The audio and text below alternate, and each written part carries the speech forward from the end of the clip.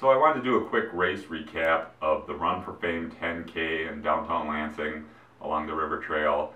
I just ran it this morning, and the awesome news to report is I came in second overall, which is my best finish since I was a little kid in elementary school, so I'm very happy about that, very proud of that, and especially for the way the race ended. I had thought going into this race that I might have a shot at winning it outright, but I knew a couple days ago I saw a really fast kid sign up for it, so I was like, okay, I'm not going to have a shot at it. But he ended up beating me by like 4.5 minutes, just to give you an idea. So he smoked me, very fast guy, and very impressive given the conditions. The good news is it was overcast. The bad news is it was very, very humid. It was like 90% humidity, very muggy, very suffocating, and you could definitely feel it. You know, even at like mile 3, I was like, is this over yet?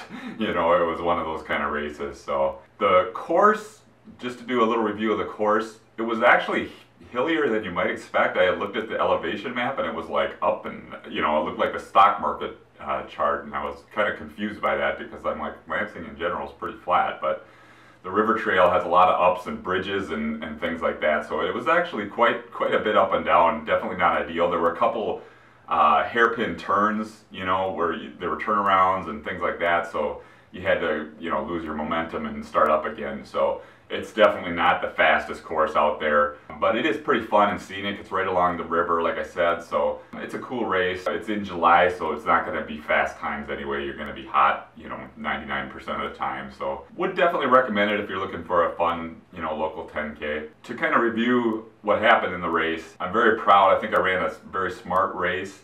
Like I said, it was very humid, and that makes it kind of hard to gauge like how fast you should go out. And so I probably went out a little fast. I started about like 6-minute mile pace, and then I was sticking around 6:15-ish. I let some guys get away from me. This was a 5K and a 10K at the same time, but I was trying to be smart about it and like err on the side of running too slow at the beginning. And in retrospect, maybe I should have even gone slower from the very beginning, but it worked out pretty well for me. I was in 4th place for the 10K. It's a little confusing because there was 5K runners out ahead of me at the same time, but I think I ended up passing 2 guys to end up in second overall. The first kid I ran down, I think it was before the 3-mile mark. I know it was before the turnaround, and I passed him and basically never looked back. I think he suffered from going out way too fast given the humidity, and I think he ended up in like 7th place, or he ended up way down the list. So I think he crashed pretty hard. But then the guy that was in 2nd place ahead of me, he was quite a bit ahead of me. He was maybe like 20-30 seconds ahead of me at some point. When we would get on straightaway, I could still see him, but he was quite a ways ahead of me, and so I wasn't quite sure. I wasn't really, you know, focused on being able to beat him. But I thought, you know, I'm going to try to make up this ground as little by little as I can.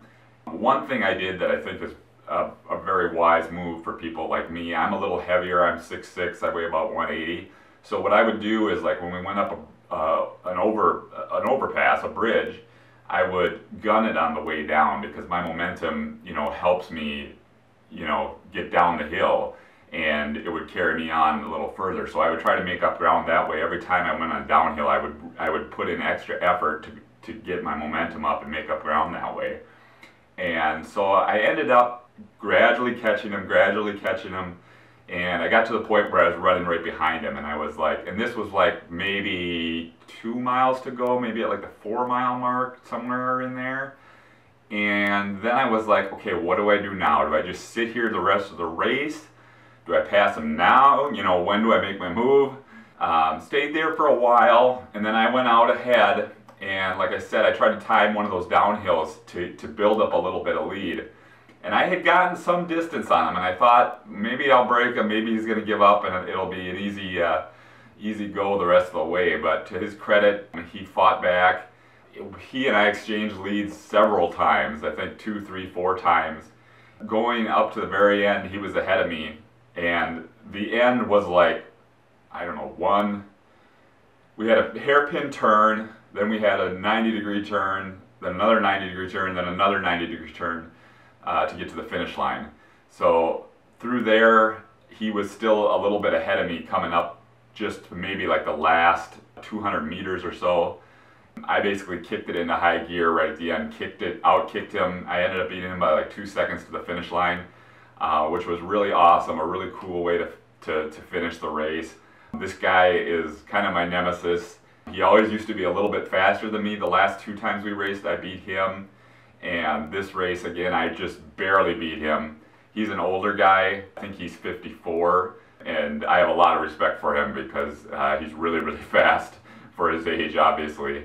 I have a lot of admiration for those people. So if Robert Cooks is watching this, I got a lot of respect for you. I hope I'm somewhat close to your ability by the time I'm your age. So good job. I shook his hand after the race. He's a great runner. So I was very proud to win that way, to win right at the line like that and come in second overall.